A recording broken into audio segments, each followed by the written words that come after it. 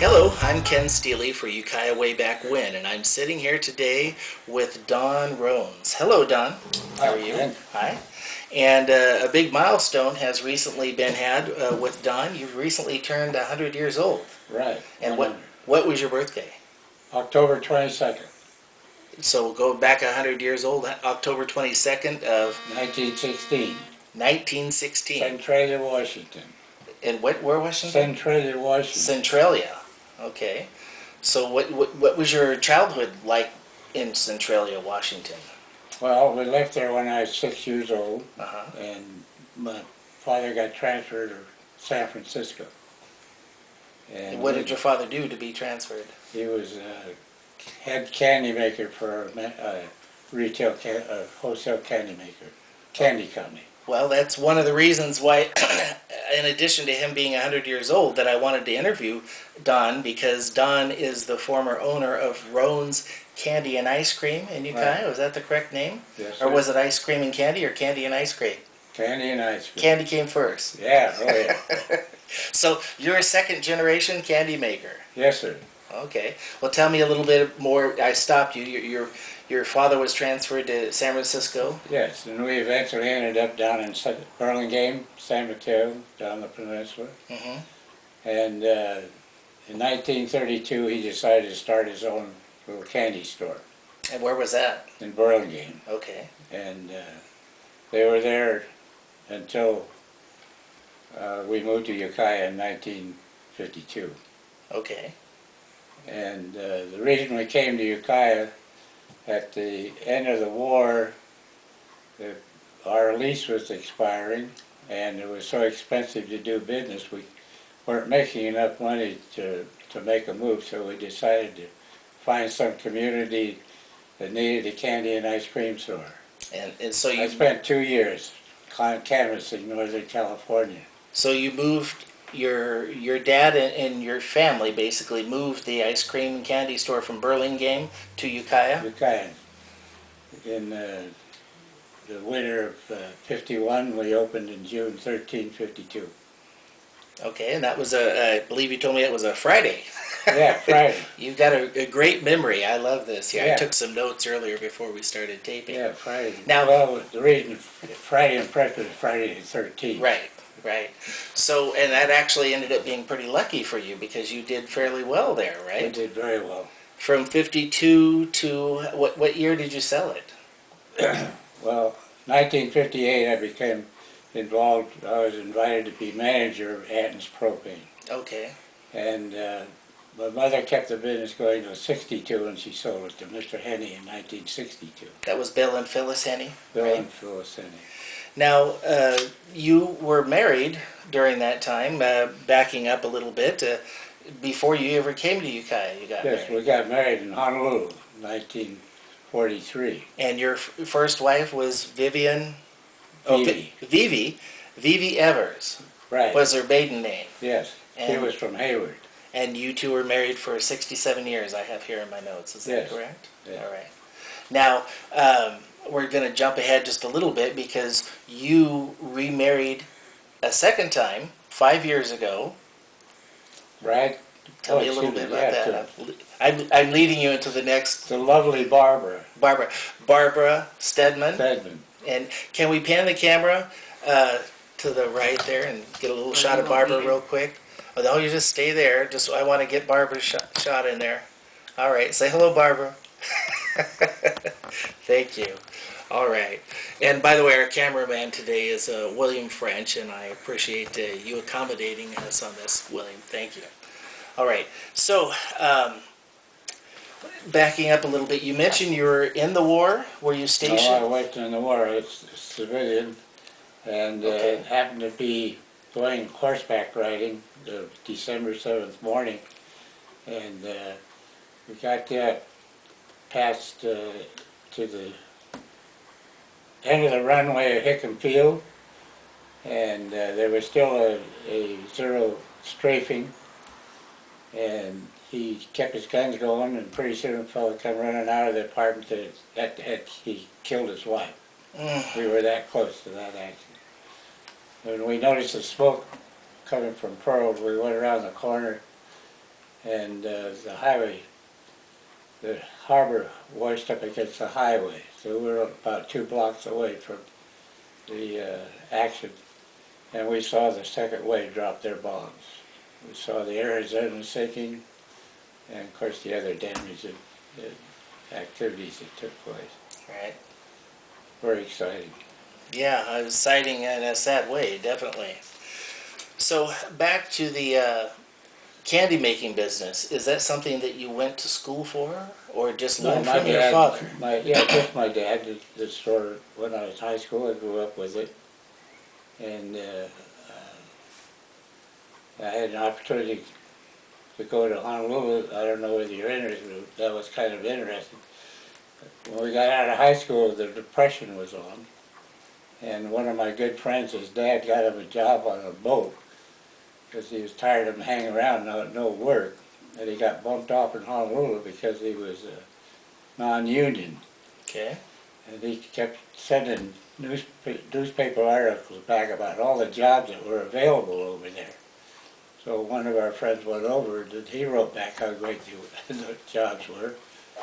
So I decided to go over. And I went over. The intention was to be there 3 or 4 months and earn enough money and then come back home, but I ended up being there 8 years. 8 years, wow. Yeah. And what were you doing? What was your job? Went to work for the American Can Company. Okay. And inspection department, 35 cents an hour. Which was decent money back then, right? Yeah. Well, that was average Average? at that time. I had a nice studio apartment, $40 a month, included my meals in Waikiki. Very enjoyable. So that's a pretty awesome to be able to spend 8 years there, I would think. That was quite an exciting experience. The boss one day at the can company called me in and had this big black book, and he said, "This is the new labor laws." He said, "You're the new employment man." So I became involved in the personnel end of the business. I ended up out at Pearl Harbor as assistant personnel manager. I see. Bringing over the people that rebuilt Pearl Harbor. But on December 7th, on that fateful day, you were off work, correct? That was on Sunday. It was on Sunday, so yeah, you weren't working. No. That's why you were out riding horses? Yeah. My friend's brother had a dairy and they had the horses. We used to go out there once a month. I see. It just happened to be that particular Sunday. Who were you riding horses with that day? His name is Herc Crutcher. He was a quarterback for St. Mary's College when St. Mary's was famous. I see. And his brother had a dairy out west. That's why we're on our way out there at 7 o'clock in the morning. So, skipping ahead now a little bit, what caused you to move back to the States? What caused you to leave Hawaii? My wife's father passed away. Okay. And she came back to get things settled and thought it was best rather than stay in the islands that I went back, and then I went in business with my folks, my candy store. In Hayward, I believe. Well, no, No, Burlingame. Burlingame. Yeah, that was 1945, as soon as the war was over. Gotcha. And we moved the business to Ukiah, as I said, in 1952. So what was the reason for choosing the Pink Victorian for a candy and ice cream store? Well, I thought it'd be unique and make a nice offering. And came onto that house. It had a nice apartment upstairs. My mother and I were in business. My father had passed away. And so she had a nice apartment upstairs. And we had the business downstairs. Was it pink at the time that you bought it? No, we painted it yellow. Oh. Yeah. We had it yellow to start with. So people... Henne changed it to pink. I see. People in my generation, of course, know the building as Henne's Candy and Ice Cream, but before that it was Roan's Candy and Ice Cream, and that's why I'm so excited to be able to talk to Don Roans here today. And I've seen photos when it was Roan's Candy and Ice Cream, but they're black and white, so I wouldn't know what color it was back then. So it's important that we clear that up. All right. So candy was your number one making. Between the candy and ice cream, candy is what you originally Yeah. focused on? And then we came up here, we expanded to the ice cream. Oh, okay. So we have, So Barbara has a painting we're going to insert here. Just kind of hand it to us real quick. And who did the painting, Barbara? Let's see, it's on the back. Wrong? Is that Ronco? Not sure. R-O-N. Well, it says Rones. It's not the name. I don't know. His daughter picked it up at a sale, and just because it was her father's This is right down under the entrance. Farding. Maybe. Well, we'll have to check that out and get back to you on that, see who painted it. But that gives us an idea of what the building would look like painted yellow. Thank you for showing us that, Barbara. So tell me, what was life like in Ukiah at that time, during the years that you had the candy and ice cream store? well, it was really at the beginning of the growth, I would say. It was slow. I was got involved in the Chamber of Commerce, and we were actively trying to stimulate the green business. And I got on the city council and I went through the chairs and got to be mayor, which I enjoyed very much and made it contribute to the community. What years were you mayor, do you remember? Yeah, 57 and 58.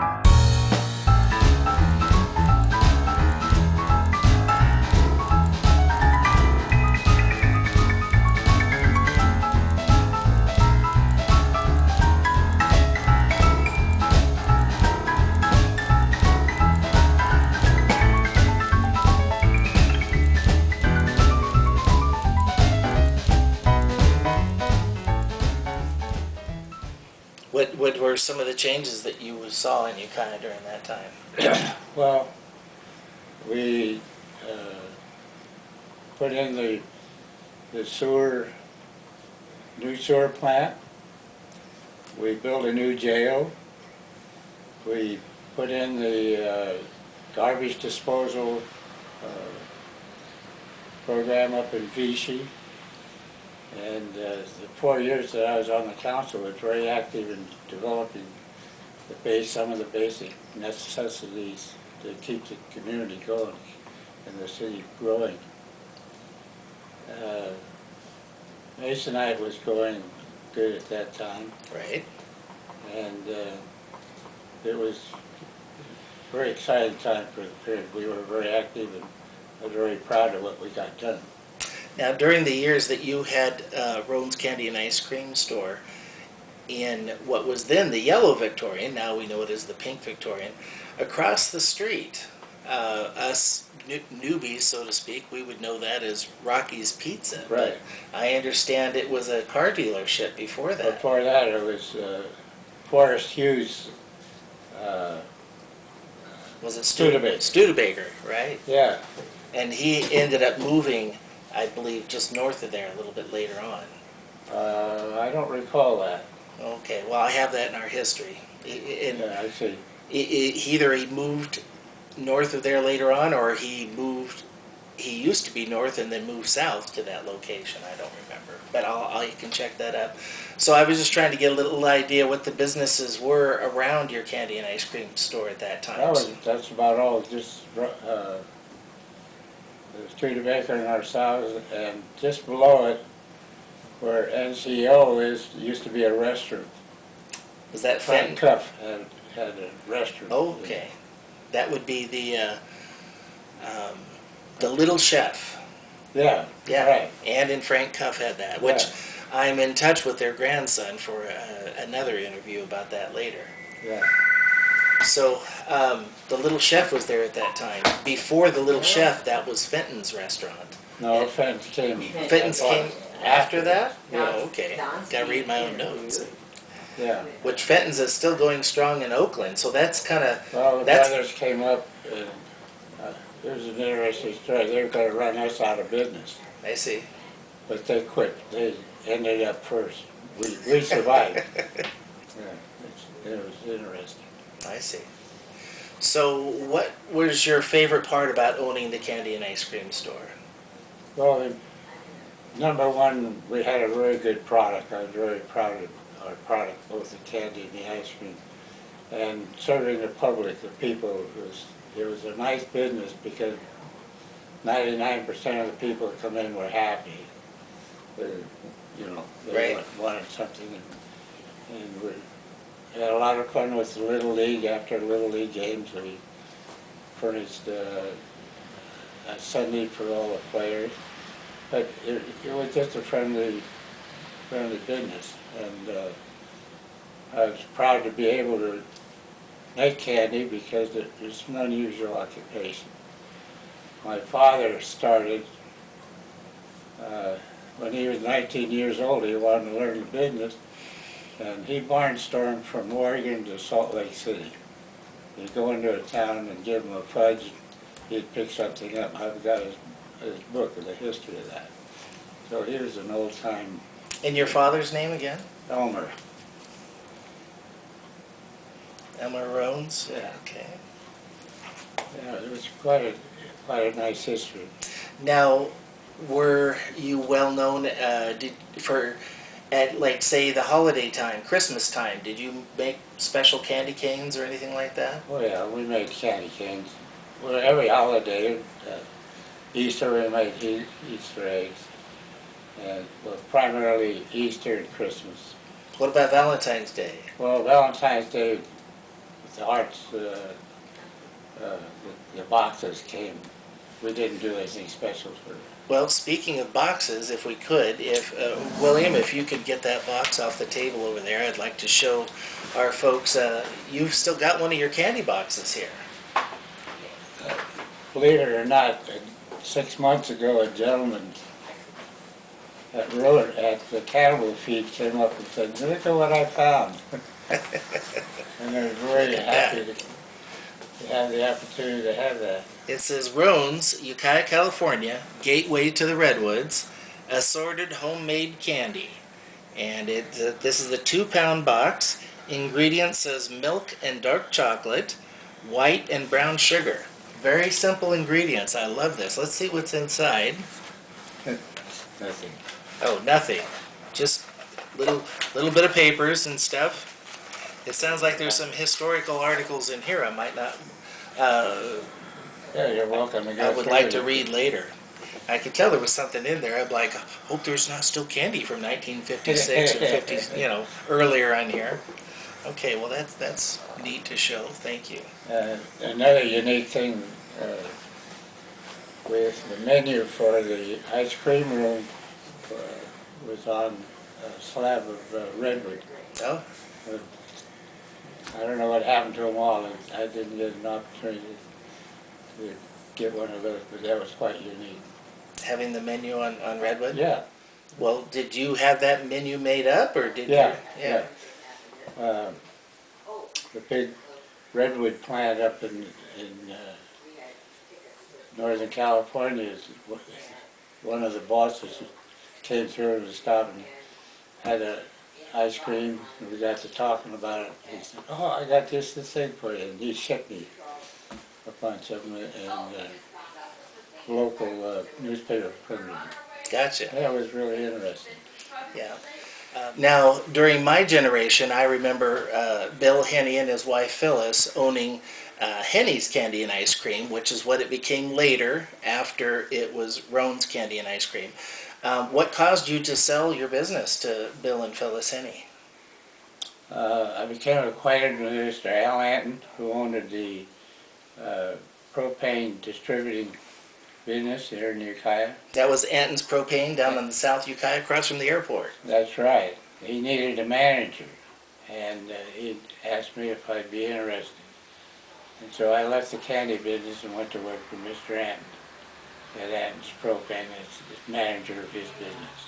Now, Anton's Propane was near the outdoor roller skating rink at that time, too. Right. So, but you Right. have great memories of that, Right next of skate door. land. Yeah, skate land. Did you ever go skating? A little bit, but You not did? very much. Oh. Yeah. So, so you became manager of Anton's Propane. So your mom then ran the business herself Yeah, for right. until '62, Yes. and you became manager of Anton's Propane in '58. Yes. Okay, and your mom decided she wanted to get out of the business. Is that what it was? Yes, Why she she had sold the it? opportunity. Mr. Henne was interested in buying the business, and it was a good opportunity for her to get out and retire. Okay. Yeah. So, during the time that you had the candy and ice cream store, did you sell your candy and ice cream in any other places, Ukiah, or was it strictly at your Well, location? the ice cream we had in several of the stores, Wahlburgers, 3R Market, Brownies, You had it, brownies? and then there was another one. We had 4 different stores that were selling the ice cream, but Okay. not the candy. The candy was strictly at your Within our location. stores, yeah. Gotcha. And do you remember, during that time, did you have any well-known people happen to stop in your store? Oh, one kind of exciting time was the Perry's family. Son was going to USF and playing basketball on the national team, and he brought Bill Russell, the center of the team, up for a weekend. And to our surprise, we looked up and saw this gentleman duck his head to come through the door, and had a nice visit. Other than occasionally there'd be people stop in. I don't really recall any particular ones, but we had, particularly during the summer, people coming up and using the lake for boating and so. Healdsburg and Geyserville would stop by and take home ice cream and candy. Very interesting. Now, when your family first bought the building, because I happen to have a photo of the sign company. They're installing the sign in neon. There was, and of course, neon was not a big deal back then. Like we think of neon fondly today, it's kind of nostalgic if we happen to see a building that has neon, but it wasn't a big deal. Did you order the neon and signage to be put up the way it was? Oh, yes, yes. Well, we brought our sign with us. The big sign we brought with us from Burlingame, and the neon signs across the front was done locally. I don't know whether you're interested or not, but we paid $14,500 for that house at the time. I see. And it was 69 years old, and 100% redwood And that was construction. in what year? That was 50. Well, we bought it in December '51. Okay, just barely at the end of December, and then Yeah. opened in '52. Yeah. Now, was there a little outdoor seating, a little outdoor patio area? Yes, we fixed the patio area, and we had 2 patio areas on either side. And on the north side of the house, we closed that in and made a ice cream room, a very social room.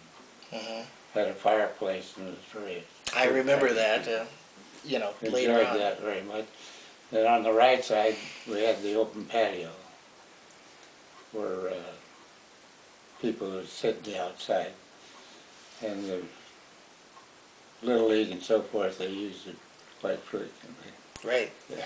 Okay. Well, I certainly have enjoyed this quick little interview here on Ukiah Way Back When. And Don Rones, I appreciate you spending the time with me today. And thank you, Barbara, for your little cameo and handing us the painting of the yellow Victorian, Yeah. which later was pink. But Did Don tell you why they painted the building yellow and it's what its mother said? no, tell me. Well, researching I did research before we moved to see what would be the best way to approach, and I had a book on how to develop business. And it said in there that yellow is the most attractive color to attract people. I see. Mother wanted it pink, but I hung on with the yellow. It did attract a lot of people. Right. Yeah. Well, I think personally either color would be very lovely on that building, and of course it's still pink today. It's been remodeled Yeah. once again into apartments, Right. but Yeah, we had a lot of fun with it. It's very great experience. it's People one, were very kind to us in Ukiah. it's one of the best known and beloved landmarks in Ukiah, even though it's been remodeled into strictly housing units now. It is still, there's lots of cherished memories. Was declared Historical monument. clerical monument. Mrs. Pruden and her committee came down. Judy day. Pruden. Yeah, and there's a plaque on the building.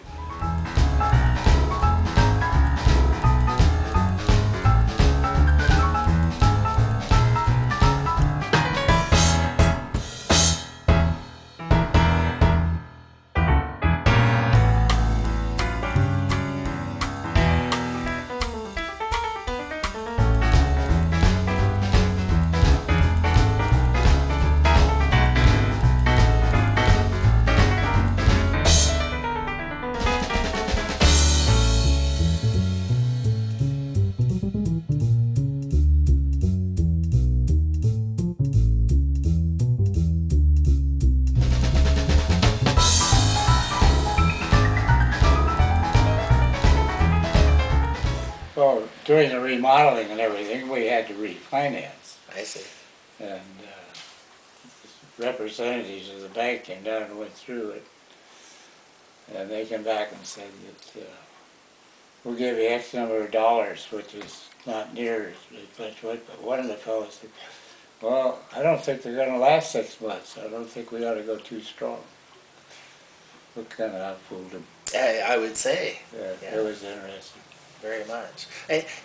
Before we go, we're going to wrap things up here in a moment, but your only competition at the time was Fenton's? We had no competition. Fenton's had already closed up by that time? No, they came several years later. Later, okay. They brought out the chef, the Cup restaurant. Right, the Little Chef. Yeah, and I don't know how long, they were only there 2 or 3 years, I see. I believe. Yeah, It was primarily a sandwich shop. Frank and Ann Cuff owned several different businesses around town, and I have lots of history on them, which their grandson is a personal friend of mine. We'll talk about it another time, another episode. But I was just trying to get a sense of what business was like in Ukiah during your years, and it doesn't sound like you had much competition then. Well, we didn't, in our particular case, we didn't have any. But it was starting to move. Masonite was very active, and we had 5 or 6 lumber mills here at the time, which were very active. And of course we had the state hospital Right? out in Talmadge. So that there was a lot of activity taking place right during that period. But lumber was strong, and Masonite was strong because of the housing throughout the nation. After the war, it was still recovering and going. Now, recently I've learned that an employee there was Don Delahoy. Did he work there during your ownership, or was that afterwards? I haven't asked Don when. It was after? Yes, it was Billy. Okay. We had a lot of fun because we hired the high school kids to fill in, and I've had many of them thank us for the opportunity to work and help. They feel it helped them with their life and their work. And do you remember did you have any regular local customers that you remember? Well, I had so many of them, it's difficult to say a particular one. Okay, so Barbara has just handed us a photo, and I'll hold it still for the camera in just a moment. This is you, Don Rones, and Gary Murata, side right here. And what are you? Tell us a little bit about what you're doing right there. Well, we're just pouring it looks like a batch of nougat that we were pouring out and getting ready to spread. So does that nougat go inside the chocolate candies? Yes, yes. Yes, it usually went into, we dipped in chocolate, individual chocolate, and there was a chew. Yeah. Barbara, do you have anything else you could hand me here? We can get on camera real quick. Something, because I know we talked about a lot of different things.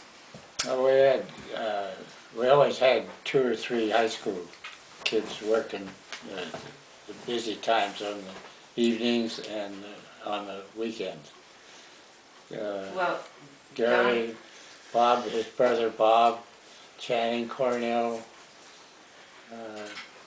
Perry Ramsey, just a whole bunch of them. There's a lot of. I know several of those names. Don was involved in the golf. Sure, you can hand that to me real quick, and then we'll I was president of the men's golf club 2 or 3 times. So, tell me a little bit about what year was this here? This is 54th annual invitation. It doesn't give us a year. But it looks like they're in this photo is Don Rones, you, left to right. So the left would be, I guess that's... Well, there's my son. I don't know. I can't remember. Rick all the Eversole, names. Tom Fetzer, Don Rones Jr., and Russ Vaselli. Anyway, so that's the men's golf club Annual tournament. photo, 54th annual. And real quick here, this is the 24th annual, Yeah. same thing. So you're a little bit younger in this photo here. We had the first one in 1957. And it's been going every year. Which one are you here? It's still going. Bill Clark. Is that you there? I believe that is me. All right. And there's a picture of Don right up here on this side. I was president of the men's club when we started that tournament, and it's still going. Yep. Yeah. Okay, well, I think I'll wrap things up here, Don. Thank you Okay. for spending this time with us and telling us a little bit about what life was like in Ukiah and also your childhood and letting us, giving us just a glimpse of what what happened on December 7th and your family's history from being in the Bay Area and moving to Ukiah. No, thank you very much. Very happy to be it, and I appreciate the recognition. We had a great time with the store and met a lot of people, and I'm sure a lot of people were made happy with the sweetness. All right. Well, thank you, Don, and congratulations on turning 100 years old. But may you have another 100? Never know. You never know. All right. He knows. I don't. All right. Thank you, Don. Yeah. This is Ken Steely with Ukiah Way Back When.